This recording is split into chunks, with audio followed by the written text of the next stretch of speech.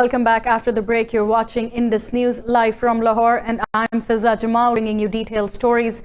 We start from the Middle East, where 2 oil tankers have been set ablaze off the Iranian coast in suspected torpedo attacks.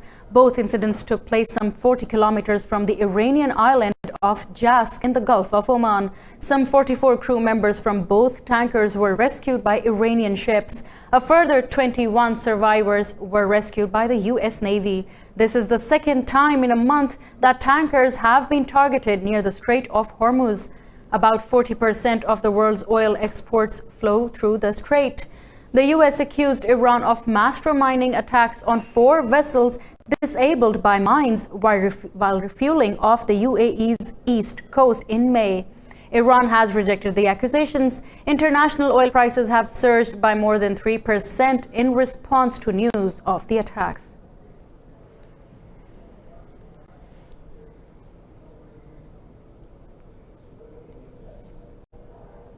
In Syria, after a week of fierce fighting, Russia and Turkey have agreed a ceasefire in the Idlib de-escalation zone. Fighting in northwestern Syria has calmed in the past 24 hours after Russia's truce initiative.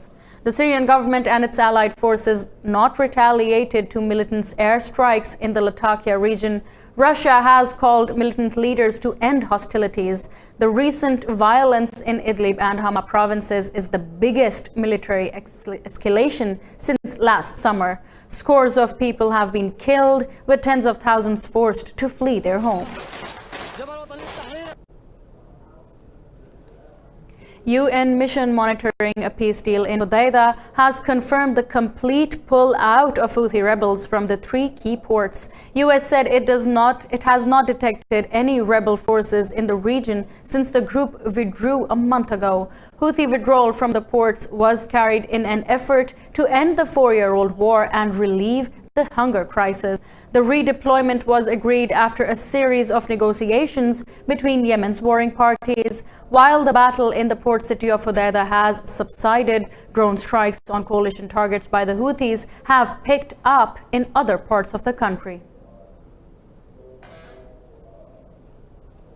Germany will host an intra-Afghan dialogue between the government and the Taliban. The exact date and venue for such a meeting is yet to be agreed. On his visit to Kabul, German envoy Markus Potzel discussed the peace process with Afghanistan's President Ashraf Ghani.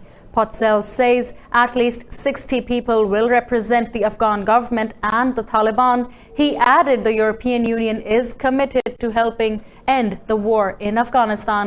He also held meetings with senior Afghan politicians. Over 300,000 people have been evacuated from India's coastal state of Gujarat ahead of Cyclone Vayu. The Western Railways cancelled 70 trains as it headed for the Gujarat coastline. Overnight, Cyclone Vayu changed its course slightly and now appears to be moving into the sea and not inland. But the threat still persists, with the storm's diameter spreading over 900 kilometers. The cyclone is expected to hit the Indian coastline between Porbandar and Mahuva with 180 km/h winds. The National Disaster Management Authority is sending 52 teams to Gujarat and Diu. Iran's President Hassan Rouhani and Japanese Prime Minister Shinzo Abe have held a joint press conference in Tehran. Speaking to the media, President Rouhani says Japan wants to continue buying Iranian oil. Prime Minister Abe stressed the need to avoid unintended clashes in the region. To cut Iran's oil exports, Washington has ended waivers for its allies, including Japan, to buy Iran's oil. Japan is a U.S. ally with good diplomatic relations with Iran. In a visit to Tokyo last month, U.S. President Donald Trump welcomed Abe's help in dealing with the country.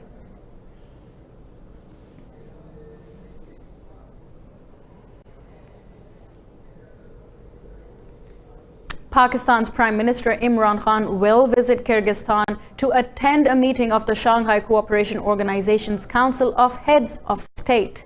Kyrgyz President Surunbay Jeenbekov has invited Pakistan's Prime Minister to attend the meeting. Khan will address 2 sessions of the summit. The Council of Heads of State is the SCO highest forum. It devises the strategy, prospects and priorities of the bloc.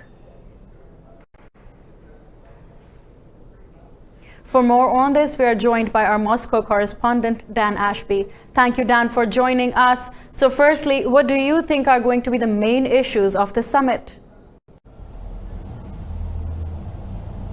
Well, I think from Russia's perspective, President Putin will be looking forward to a meeting with Prime Minister Modi. And of course, what Russia's looking at is arms sales, because Russia has in the past managed to convince India to take its S-400 air defense missile system. And that is a huge global political issue now, because the US is dead set against its allies and countries friendly to the US taking these S-400 missile systems, because the US believes it will help Russia to counter the F-35 fighter jet. So there's a huge amount of pressure on India not to go ahead with this purchase, even though it's already started paying for them. But I think President Putin will be meeting with Prime Minister Modi to press Russia's case, to say, look, we're all part of the East together. The SCO is the kind of NATO of the East, if you like, and we need to stick together for our security. At the moment, India is showing no signs of backing down and is going ahead with that purchase. So that means that this SCO meeting might see Russia and India get further together. There are, of course, other issues they'll all be talking about. Terrorism is one, the Iran sanctions another, all sorts of issues. But it's a chance for these countries to try to come together and pool their security. Right, and Dan, this SCO Council meeting brings together top Asian powers before the G20 summit, and at a time of rising tensions between the US and strategic partners, Russia and China. Do you expect a united stand against President Trump's unilateral policies to emerge from the council meeting? Well, I think that's certainly the noises we've been hearing from China and Russia, because President Xi came here to Russia before this big meeting at the SCO. And although President Xi was a bit more cautious, saying that he wanted multilateral institutions to prevail, that was seen as a kind of veiled criticism at the US, saying, look, we don't want to see this strong unilateral.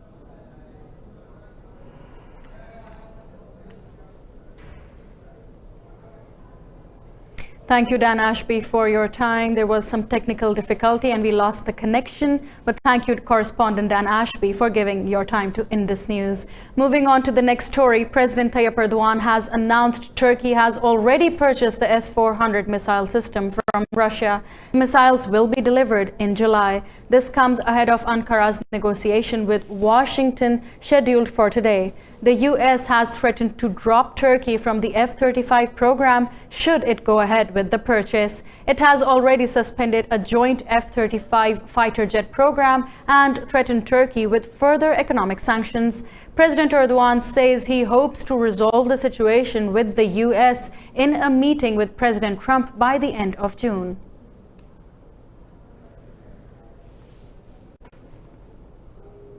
US President Donald Trump has declined to set a deadline for levying tariffs on another $325 billion of Chinese goods. Speaking to reporters, Trump called his relationship with Beijing good but testy. He said manufacturers are pulling out of China under pressure from US tariffs. President Trump has warned of extra duties on Chinese exports if a deal can't be done at the month's G20 summit. The sanctions are on. China has actually been helping us quite a bit, and despite our trade differences right now, we thought we had a deal, and unfortunately they decided that they were going to change the deal, and they can't do that with me, but something's going to happen. More from the US, President Donald Trump has said he is considering sending 2,000 US troops from Germany to Poland. Warsaw has already requested US help to deter any potential Russian aggression. Details in this report. President Trump, in a meeting with the Polish President Andrzej Duda, said the US already has troops in Poland as part of a 2016 agreement with NATO. Well, they're talking about 2,000 troops, but we'd be taking them out of Germany or we'd be moving them from another location. There would be no additional troops to Europe. We'd be moving them from another location. As you know, we have 52,000 troops in Germany, and Germany is not living up to what they're supposed to be doing with respect to NATO. Trump said Poland is ordering more than 30 F-35 combat aircrafts. He hoped that Russia will treat Poland with respect.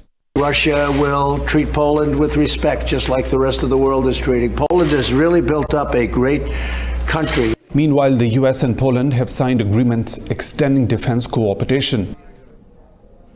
In the United Kingdom, the government has defeated a cross-party motion aiming to block the country's exit from the EU without a deal. MPs voted 309 to 298 against the proposal to bar the government from a no-deal Brexit.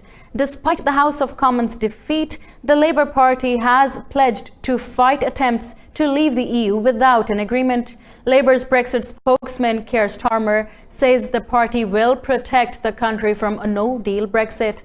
Britain is scheduled to leave the EU on October 31st after being given a 6-month extension. In a related story, the contenders for Conservative leadership have faced their first real test in a ballot of Tory MPs. The secret ballot will take place in the Commons, with the result expected later in the day. Candidates who fail to get at least 17 votes will be eliminated. Follow-up ballots are scheduled for June 18, 19 and 20. The top two will move to a runoff ballot of Tory party members. The winner is expected to be announced in the week of July 22nd.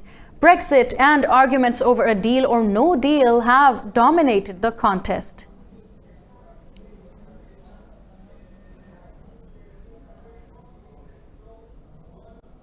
For updates on this race, we are joined by our London correspondent, Ollie Barrett. Thank you, Ollie, for your time. So firstly, both front runners, Boris Johnson and Sajid Javid, are promising to deliver Brexit, deal or no deal. How is that different to the Brexit approach of Theresa May?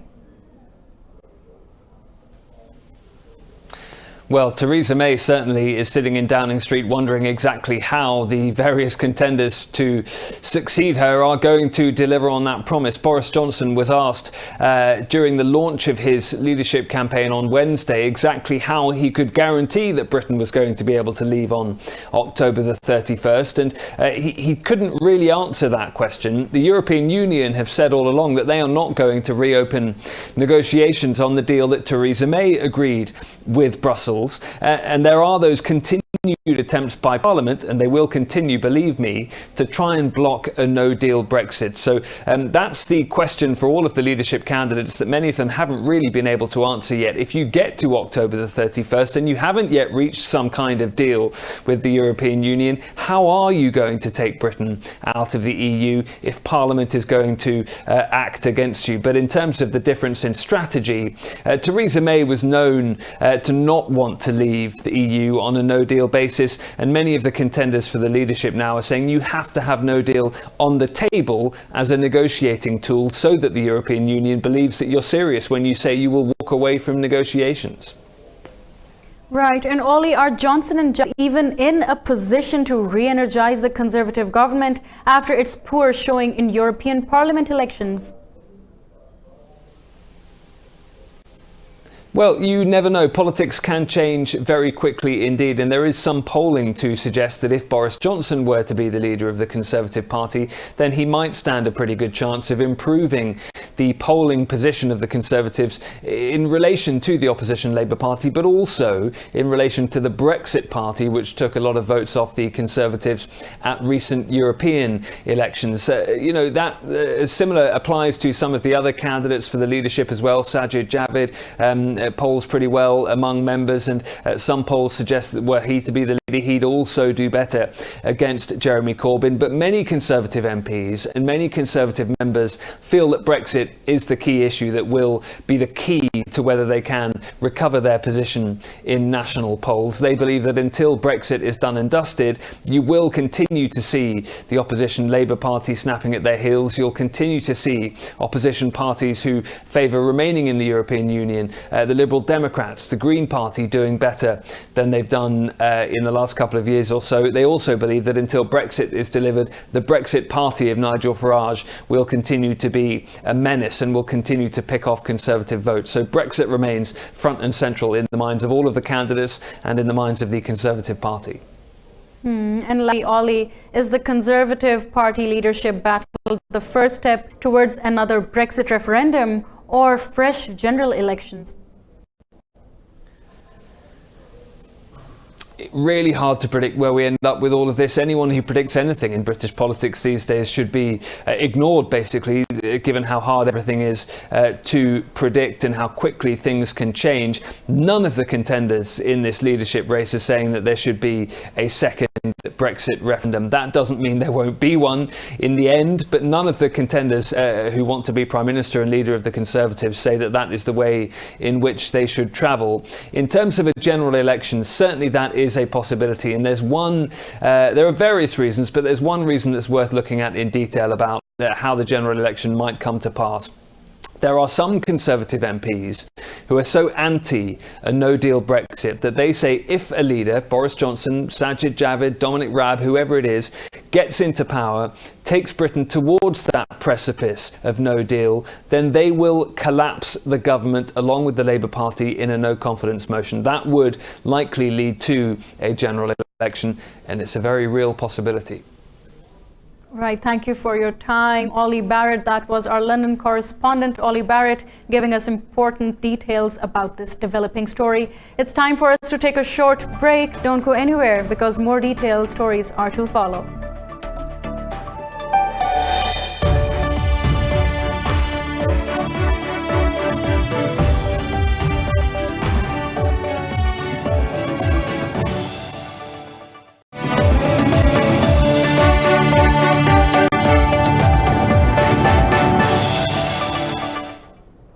Welcome back after the break. Moving on to our next story. France's Prime Minister Edouard Philippe has mapped out the government's reform agenda in a speech to Parliament.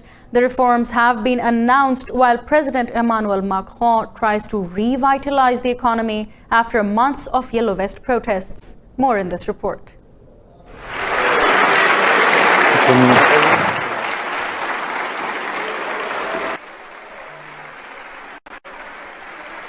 Conformément aux engagements du président de la République, il autorise le recours à la procréation.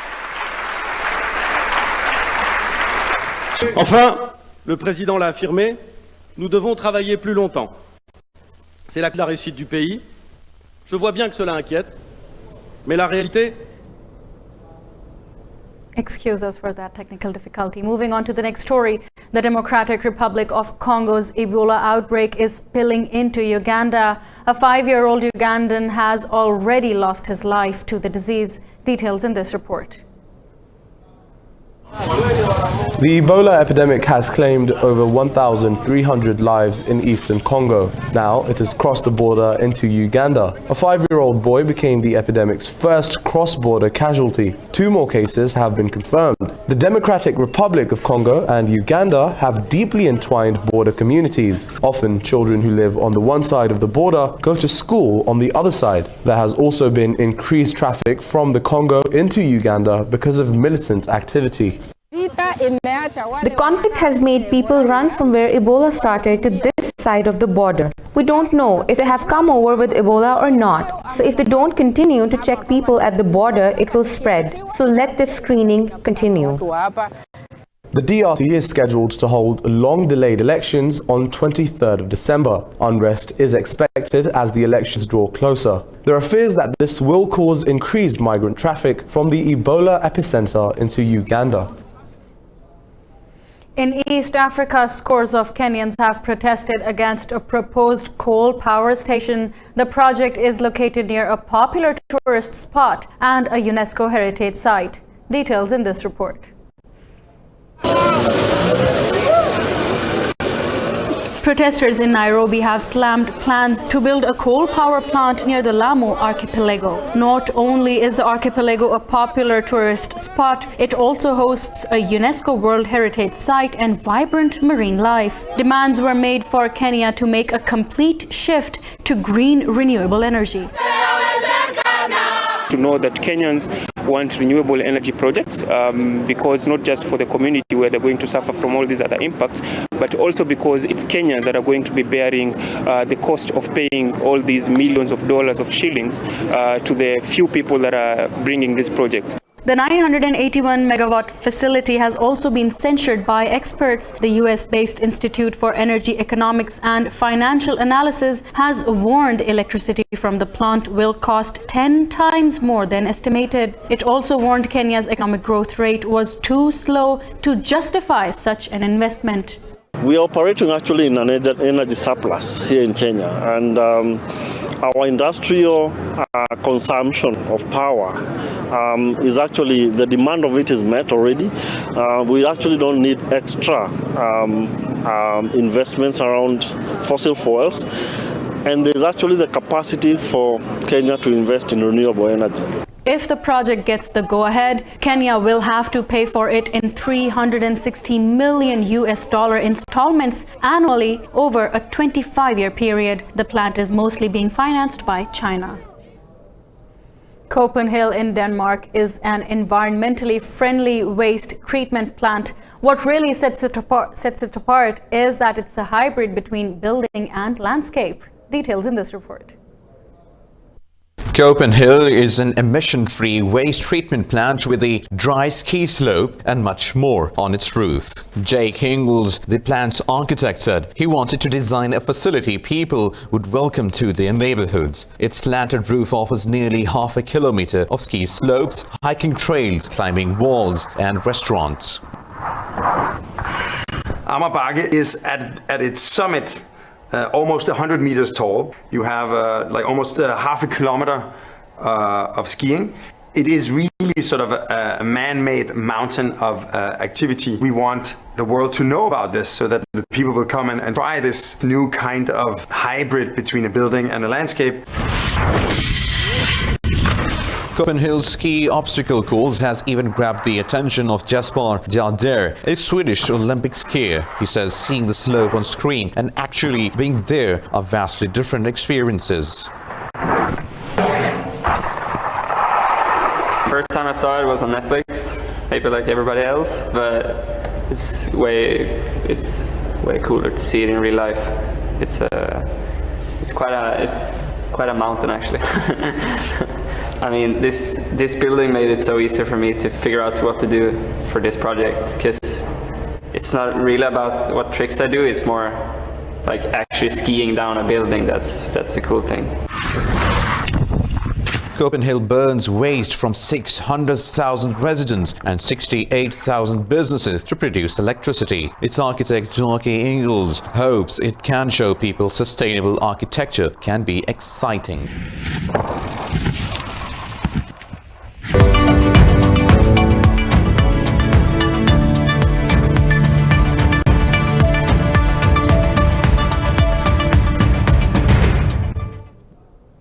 In the world of business, shares in the Asia Pacific have traded lower following an overnight fall on Wall Street. Hong Kong's Hang Seng Index fell in early trading after the massive protests against the extradition bill. Stocks on mainland China followed suit. Over in Japan, the Nikkei fell back 0.46% over slide shares of the Apple supplier Japan Display. South Korea's Kospi also tumbled following the drop of chipmaker SK Hynix. Oil prices slid to 5-month low due to higher U.S. crude inventories and a bleak demand outlook.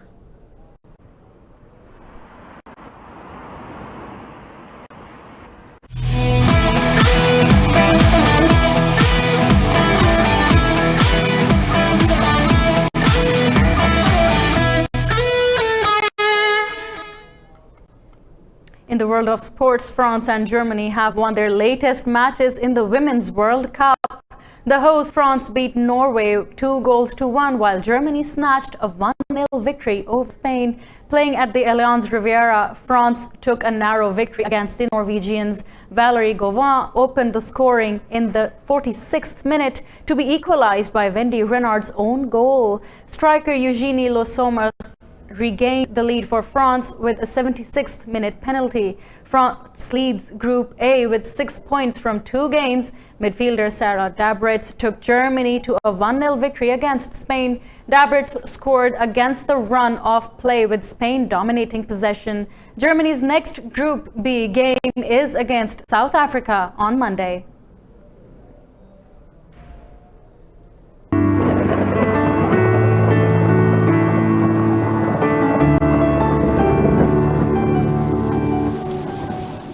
And now we'll give you a quick look at the weather around the globe.